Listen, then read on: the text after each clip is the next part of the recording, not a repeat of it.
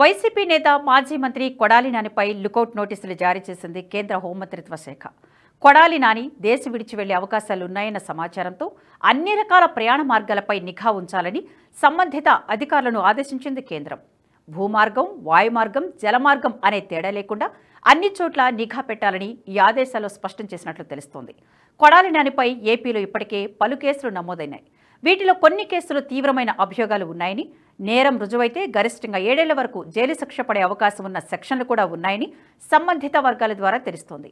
ఈ నేపథ్యంలో ఆయన విచారణ ప్రక్రియ నుంచి తప్పించుకునేందుకు విదేశాలకు పారిపోయే అవకాశం ఉందని కేంద్ర దర్యాప్తు సంస్థలు భావిస్తున్నట్లు సమాచారం. సాధారణంగా వివిధ కేసులలో నిందితులుగా ఉన్న వ్యక్తులు దేశం విడిచి పారిపోతారనే బలమైన అనుమానాలు ఉన్నప్పుడు కేంద్ర ప్రభుత్వం ఇటువంటి లుకౌట్ సర్క్యులర్లను జారీ చేస్తుంటుంది. ఈ లుకౌట్ నోటీసుల జారీతో కొడాలి నాని కదలికలపై పూర్తి స్థాయిలో నిఘా కొనసాగుతుంది. విమానాశ్రయాలు, నౌకాశ్రయాలు, దేశ సరిహద్దుల వద్ద ఇమ్మిగ్రేషన్ అధికారులను అప్రమత్తం చేస్తారు. ఆయన విదేశీ ప్రయాణానికి ప్రయత్నిస్తే తక్షణమే అదుపులోకి తీసుకునే అవకాశాలు ఉంటాయి. ఇప్పుడు ఈ పరిణామం ఏపీ రాజకీయాల్లో చర్చనీయాంశంగా మారింది.